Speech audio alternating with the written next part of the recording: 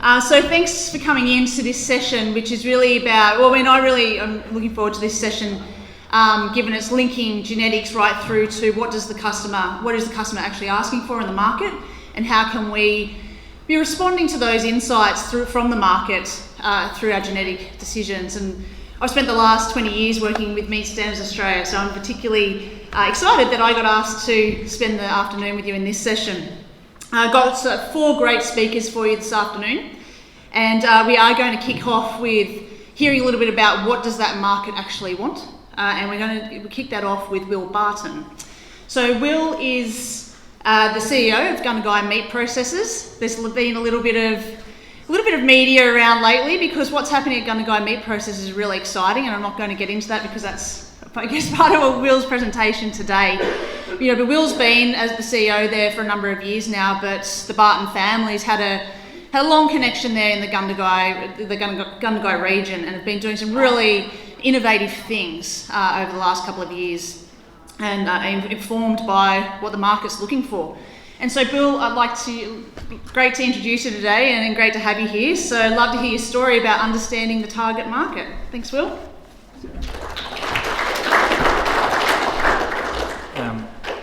I think you probably hear me all right, can you, through this microphone?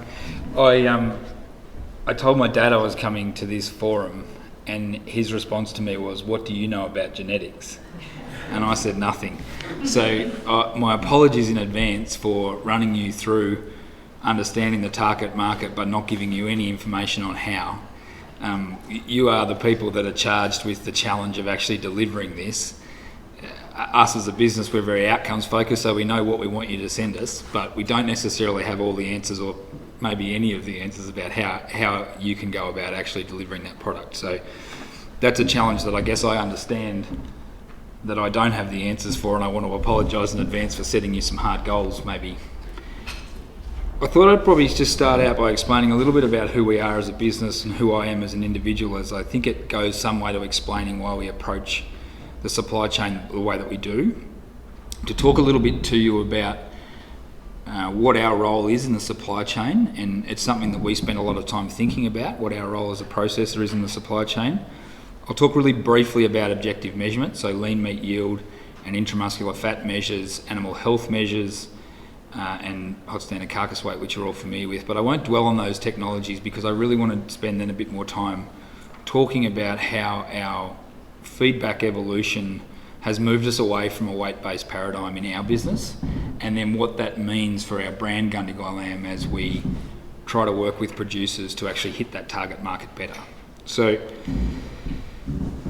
as Sarah sort of alluded to, we've been in the game for a long time. My grandfather Fred started his butcher's apprenticeship in Gundagai about 100 years ago.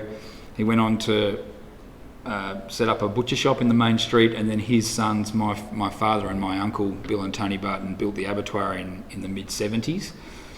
And in 2020, we sort of refocused on, I guess, coming back to our own in-house lamb brand after about 20 years of fee-for-service only processing. And it's still on my list of things to do to remove from our website that we only do fee-for-service, because we do have our own brand now. One of the real advantages for us in this journey and in coming back to a lamb brand after such a strong or long period of time not buying livestock and not selling meat is that we didn't have any constraints on who we engaged with. So we haven't had the challenge of making sure that we didn't disrupt our existing producers, or what happens if people don't like this model, they might leave us, or what if it's not successful, or our consumers don't like the change in the brand style, because we didn't have any producers and we didn't have any consumers. So because we've built it from scratch, with the tools that we have today, we've got the luxury of only attracting people to us that are actually interested in what we're interested in. My personal history, I left school, I came home, I worked in the business for a little while. I studied food science in the late 90s at Charles Sturt University. I say my brain didn't really start to actually engage until I was about 25, so I'm still apologising to my parents for their investment in my education. But I went to... Later I went to RMIT as a mature age student at about the age of 25 and studied property valuation. And this really set off a spark in me and was the focus of the next 10 years of my career, working in rural property valuation and in particular in post-farm gate processing assets. And I think that was really the start of the journey for me, although I didn't realise it at the time. Working in that related industry that wasn't the industry that I'd grown up in, I got to see the way that different post-farm gate processing assets were engaging in their supply chain. So wineries and the way that they went about whole of farm contracts for grapes, hulling facilities that were stitching up almond orchardists and making sure they had enough almonds, and the level of organisation that went into some of these different assets was really quite profound when I considered them against the way that the sheep, and I guess to a similar extent beef, was operating in this sort of us and them mentality that to me was not only not working and creating sort of mistrust, but it was leaving value on the table. And so a lot of what we've been trying to do since I came to the business in 2014 is get ourselves back to that point. And so when we think about our role in the supply chain, we're really thinking about getting product, and everybody would think about it this way. The processor's role is to get product from livestock to consumer, so we're moving it through the supply chain. I think the bit that's missed is getting the actual information back, because it's no good in us collecting all this produce from you, processing it, sending it to a market, and then the market tells us we want it a bit different, we want it a bit more consistent, we want it some other way, and then we don't tell you that information. And I used to say that if you looked at this like we're that tiny sort of pinched point in an hourglass, and I actually, before I did this presentation, thought I better just go and figure out whether that actually works. And what I found was that in sheep and lamb in Australia, there are about 31,000 producers, about 140 processors who are then feeding on a per capita basis based on a couple of assumptions. I don't know that the ABS would approve of my maths, but about 377 million consumers. So if you think about the intensity of processors as an aggregation point, and the responsibility and the risk that we take on in being that link in the supply chain, it's really critical that we get that feedback flow. The product flow, which we spent decades refining, and we've done that really well. We don't waste anything. We're very good at adding value and all those sorts of things, but we're not very good at converting the 377 million consumers' information back to the 31,000 producers. But tech has given us an amazing opportunity to be better at that. So our two priorities as a processor, and apologies for the familiar faces in the room that have heard me say this a lot of times, our first priority is to tell producers what they sent us. And so we need to do that in as much detail as we can, and we do that with objective measurement around lean meat yield, intramuscular fat, animal health conditions. The second thing that we need to do is tell producers what we want them to send us. And the most effective way to get someone to pay attention is money. And so that's what we've done with our grid, which I'll come and show you soon. So I'll run through the objective measurement technologies quickly. DEXA, we had the first one, which we call hot side, which means on the end of our slaughter floor. So we capture our DEXA data about 6 or 8 chain spaces after we capture hot standard carcass weight, which is the point of sale in our processing over the hooks. We capture the intramuscular fat percentage about 2 chain spaces before our scale, so that data's all collected within a very tight part of our slaughter floor, and then we monitor 20 significant animal health conditions and or carcass defects like dog bites or cracked ribs, that sort of stuff. And we feed all of this information back to the producer on the day of slaughter in an app on their phone. They can benchmark against other producers, which I'll go through a bit later when we talk about the brand. I think that this amount of data came to us incredibly quickly. We sort of had a couple of irons in the fire, and it's felt like in the last year or two it's come at a really fast rate that we've actually solved all these things simultaneously. And we've been lucky to partner with some people that have actually done a huge amount of work. MEQ Probe in particular, the company that built the probe, has also built the producer portal for us because they understood what we were trying to achieve with the probe based on our feedback. So we've been lucky to sort of catch up, because essentially what we've had to do is break this weight-based paradigm, and we certainly haven't done that yet, but we're on a journey which has been decades in the making. And really that weight-based paradigm exists because the only objective measure in lamb has been weight forever. We've got fat score, which is not an objective measure. It's a relatively inaccurate measure. And so this is the structure of our industry, and this is as complicated as our industry has been in lamb for a very long time. Light lambs were typically, bagged carcasses that went into the Middle East. That 18 to 26, which people will note has probably crept to 18 to 28 and 18 to 30, and now 20 to 32 in the domestic space because of trends in production systems, is your typical supermarket lamb, as well as sort of retail butcher shops, that sort of stuff. And then the heavy cuts went to export. And that was a very simplistic way to look at something that was obviously much more complicated. But it was because that is the sum total of data that you would get out of slaughtering lambs in Australia, and still is in most plants in Australia. This is a data set that I like to walk through because that's actually 12,000 lambs that we processed at our plant over about a 4-month period. I think it's maybe October to January or something like that. And essentially what you can see is that we've got a range of hot standard carcass weights drafted into 5 fat scores.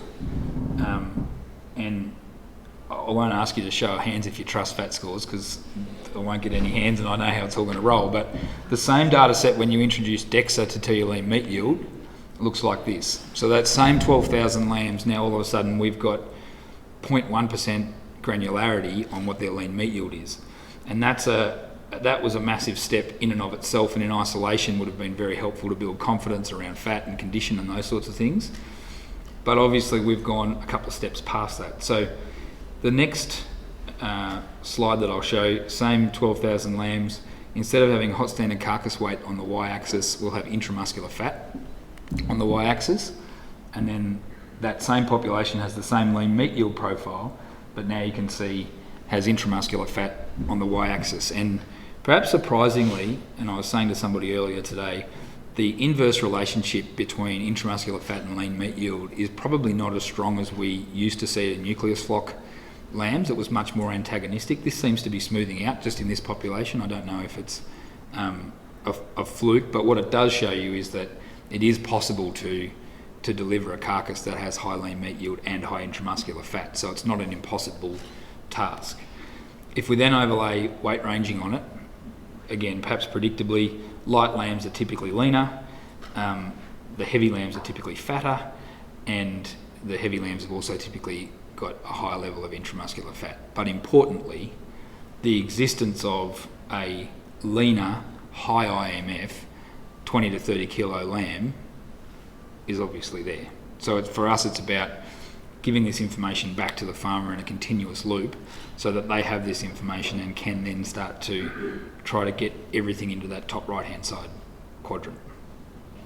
So there you go, guys. You can just go and get that done, can you?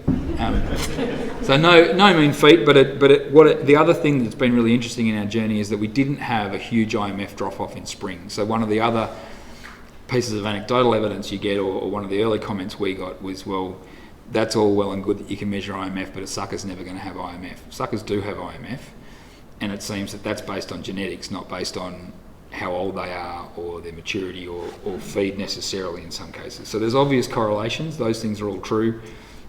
Maturity will be correlated higher with high IMF, as will overall fat or low lean meat yield, as will weight. But there's still heaps of lambs that come through our plant that are exactly what we're looking for, that aren't super fat or aren't super mature.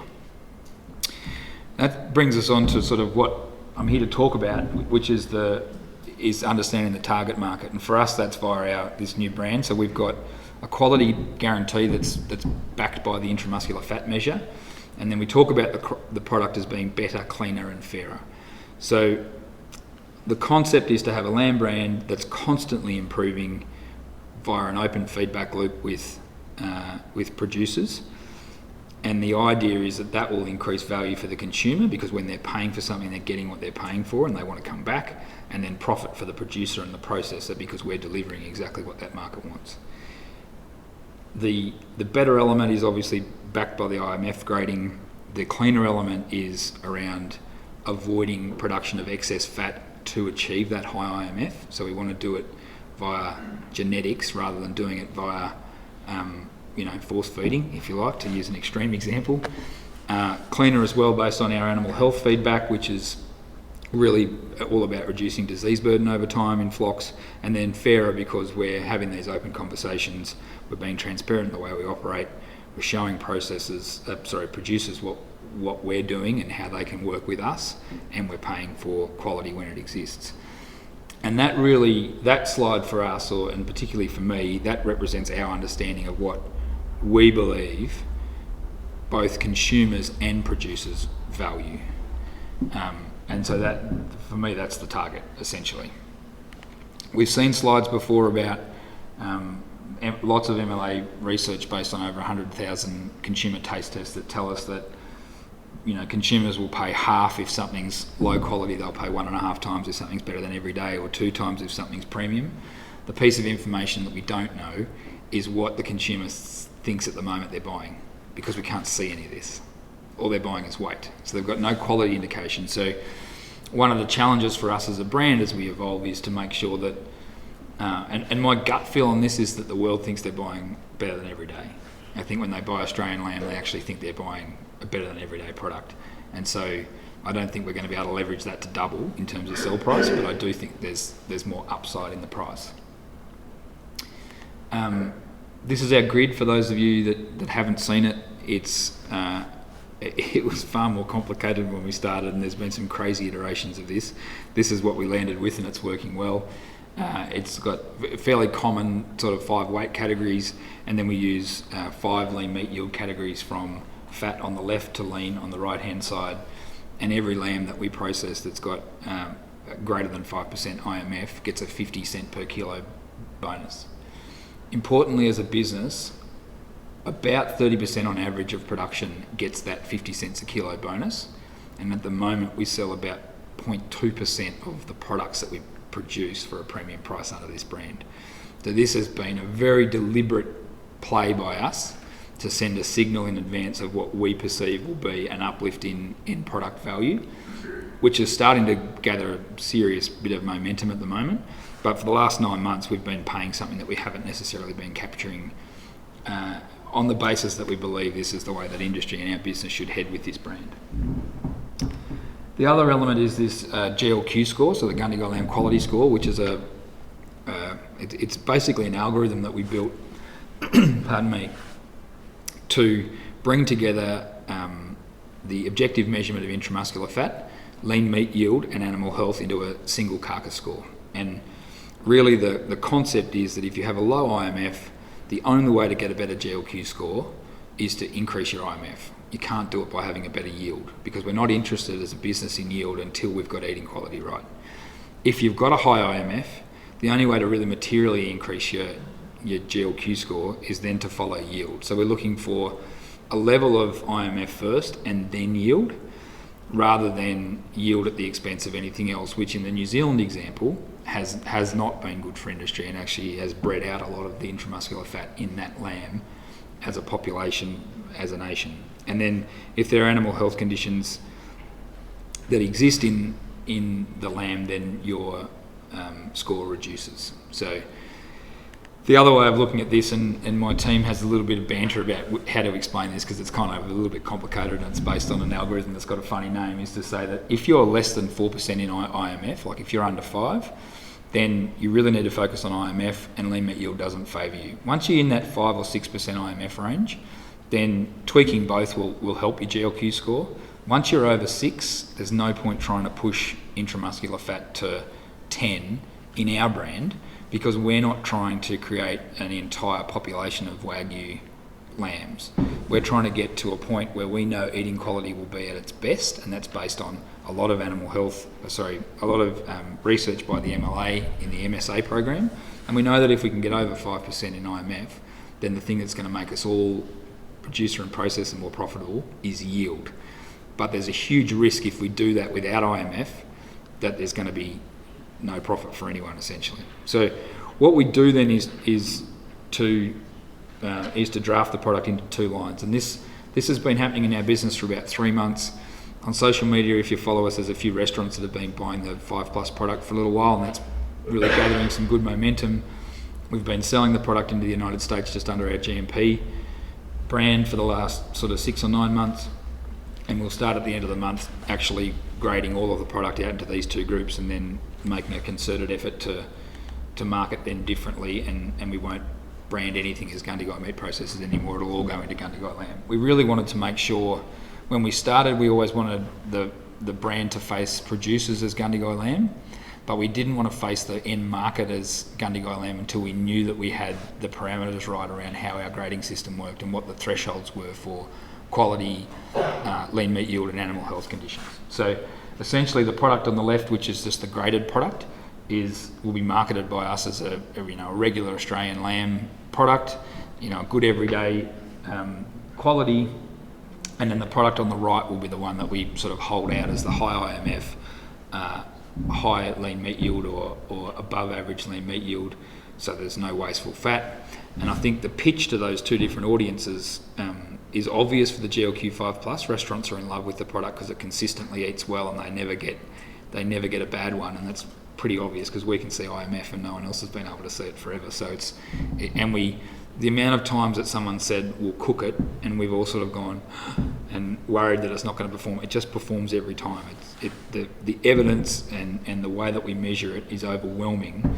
And these two products is the difference between you eating a cutlet at a dinner party or of some description and going, that was the best cutlet I've ever eaten, and that one just really didn't taste that good, and it's about intramuscular fat. So the one on the left, the pitch will be that this is from a brand that's not just, Will with a Akuba on and leaning against a rusty gate with a green hill in the background saying, "Trust me, I'm Aussie." The one on the left will be sold as a good Australian lamb product that is also helping producers get better, and it's been done transparently. It's managing sustainability via fat. It's managing quality over time. And so the pitch for that product on the left is almost as important as the pitch for the one on the right, because the right will kind of sell itself.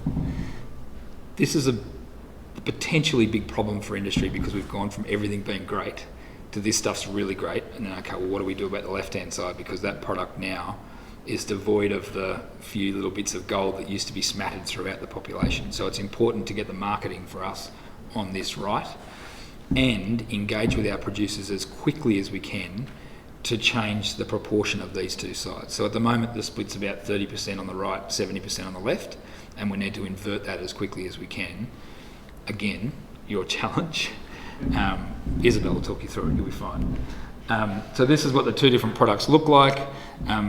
Hopefully everybody can see that they don't look anything like a meat product or a brand you've seen before. The brief was to make it look different, to make it stand out in a cold store and not be confused with a blue and white butcher stripe, or have a cleaver on it, or a coat of arms with knives either side of it and a steel, or any of those sort of old-fashioned images. We really wanted to make sure that people understood that it was different.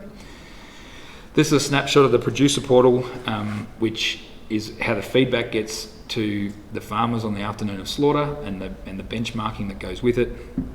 And then I just wanted to finish on what's next. So we have a habit of asking why.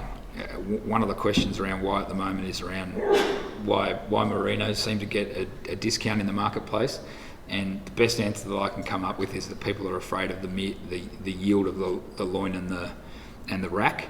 It's not eating quality. I've convinced myself that it's not a difference in eating quality between a merino and a crossbred lamb. There's obviously production system concessions that are made on farm in terms of growth and all those other obvious things that you'll know better than me. But I can't find a reason why a meat processor is paying less for a merino than they are for a crossbred lamb, other than that they're fearful of the middle of the carcass having a low yield. So what we can see at the moment, and what we've been measuring for 2 years now at GMP, is the weight of the carcass and the percentage of lean meat yield for the entire carcass. What we'll be able to see probably in the next 8 weeks is the weight of each of the three components of the carcass, so the legs, the middle and the forequarter, and the lean meat yield of each of those components. And so the other thing that we understand is that, typically speaking, it being very general, hot standard carcass weight is typically split about a third through a carcass. So you can see there that the data here is 33, 34, 33, but about 50% of the value is contained in that middle portion of the carcass with the rack and the loin. even after considerations for the breast and flat pieces and other lower value commodities. The middle is also the portion that typically yields lower than the overall carcass. And so if you look at this, you think that the left-hand side is really could be more closely aligned to, say, eye muscle area, the actual yield of the component, and the right-hand side you could think of really as carcass conformation. And so if we can combine those two, the yield of the middle, the lean meat yield of the middle, with the weight distribution to the middle, then we can calculate a middle meat yield, and we'll do that by multiplying the two percentages together, which will give us a benchmark number. So the next sort of thing for us as a business is to benchmark and probably spend 6 or 12 months looking at what the typical meat in the middle equation looks like across a range, and then start helping farmers to benchmark against that, and so that if we do buy breeds that are delivering, not breeds, so if we do buy lambs that are delivering less middle yield, then we can manage that from a pricing point of view, so that we're really aligning the person that's delivering us a carcass that's got a good middle yield and also has good IMF, again, no pressure everyone, and has a high lean meat yield, then delivering that will get the ultimate and the highest value outcome for the producer. So I'll perhaps leave that up there while I just invite questions. I'm not sure how we're going for time, whether I'm really short, long, whatever. No, perfect. Yeah. Thanks, Will. So great question arms going up already, so this is great. So what a great story of investments over the last research coming together into a real commercial outcome. I'm going to need to speak into the microphone, and I'll just get your question for Will.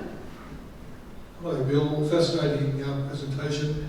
As a merino breeder, to achieve the +5, merino lambs, are they got any chance of getting into that, or is it very much a first cross, second cross lamb production type thing that can have breeding? I think there's every chance is the quick response. I think that our observations in the last 12 months have been that merinos perform reasonably well on the GLQ score. The hesitation from an end market point of view, say in the US market where a lot of our product goes, is one around flavour and one around all sorts of misconceptions about that product. And I think from the research we've done as a company on research papers and everything else, we've convinced ourselves that they don't eat differently. So we've convinced ourselves via the research that if they've got the same level of intramuscular fat and they've got the same, and they're finished properly and they follow the MSA pathways and they're not stressed and they're on the rising plane of nutrition and all those things that we know about that MSA pathways have delivered to us, then those lambs will eat as well as a crossbred lamb. Because they haven't necessarily chased all of the other traits that have been chased in the fat lamb or the prime lamb market, they also tend to perform better on our GLQ score. The one risk that we haven't yet covered off on is we don't want to go and pay a heap of merino producers a lot of money for lambs that on our current whole of carcass basis are performing extremely well but are actually yielding badly through the middle. And so we've got to make sure that there's a balance there before we really start to, buy merinos at any sort of scale, that they are delivering the middle yields that we need them to actually stack up commercially. And I think that's where the discount comes from, is that there's a perception that they'll yield badly through the middle in the processing environment, because I don't think they're going into different markets necessarily. Great question. Troy, and then I'll come to this middle tab. Well, this is sort of a question about your competitors a little bit, but what are the challenges that you come to implement IMF on the chain that your competitors haven't yet done, or how or why were you able to sort of get it done first? There's certainly an element of it that's just a willingness and a curiosity that exists in us as a family and a business, and that sits behind any of this stuff. But I think the big ones are the one that I mentioned earlier. We don't, if this was to be considered in an established supply chain, in let's not say sheep, let's say in kangaroos, where you've already got hundreds of thousands of people supplying you with that livestock, then you've always got to consider what you're going to do to disenfranchise that base that's spent 50 years.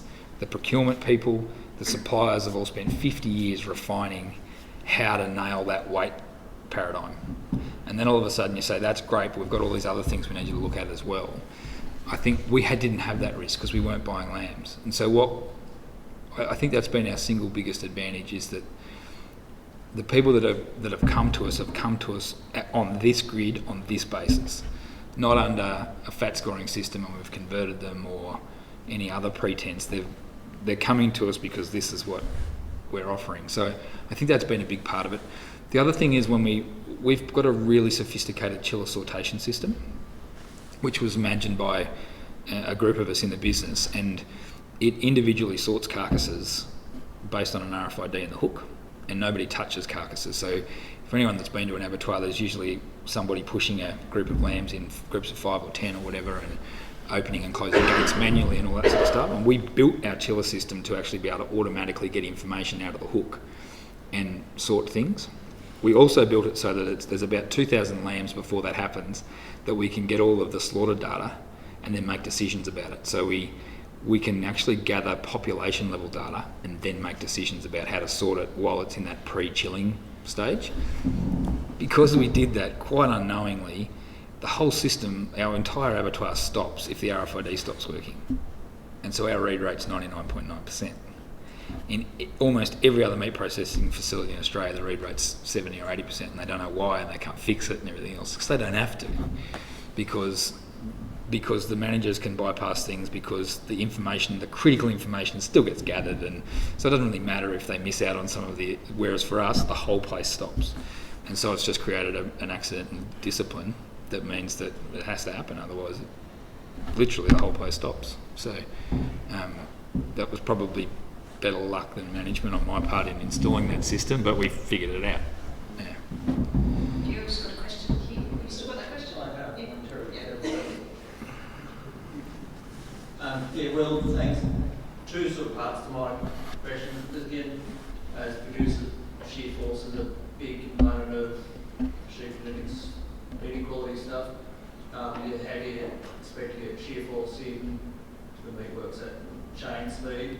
The other one is, with your IMF, at what level of IMF do we start actually getting into the unhealthy eating range of our meats for our healthy eating framework? Thank you. So the first part of your question, I don't know of any measurement in the works to deal with shear force. In some ways we're using IMF as the thing that we've found that's the proxy for quality. So, and I think the correlation between, and people, there'd be far more educated people in the room than me on this subject, but the correlation between intramuscular fat and shear force is so strong that it really gives you the answer that you're looking for anyway. So I don't think you'll find people continuing to follow shear force. No, there you go. So, but intramuscular fat is what we have and what we can measure. The second part of your question, what was your second question again? Well, what level of intramuscular fat do you actually get past that healthy eating hit? Well, my answer to this question is I don't think there's such a thing, and the reason I say that is that we've become very good at marketing things for what they are. So if you find something that's insanely highly marbled, there'll be a market that'll think that's great and they'll eat it. Equally, we've thought a lot about, well, is the product on the left-hand side that's got no lean meat yield, do we somehow turn it into a lean, health tick kind of super low fat, even though we know that the eating experience isn't going to be great unless you sort of prepare it in a certain way that treats it safely. So I don't know that I would say that there's a big risk for industry in having a too highly marbled lamb, because I think that if we look at the way that we're trying to balance those traits in the production, we're actually saying when you get to 5 or 6, throttle back and focus on yield. And I don't think it's the sort of thing that industry could overshoot. I'd be happy if we did, but I don't know that it's likely that we're going to overshoot and create too higher IMF. Does that answer your question? Yeah. I think there's a lot of hands going up. I'm just going to move on to Isabel though. And are you around for a little bit longer today? Yeah, I'm here for the duration. Yep. Excellent. So thank you very much, Will.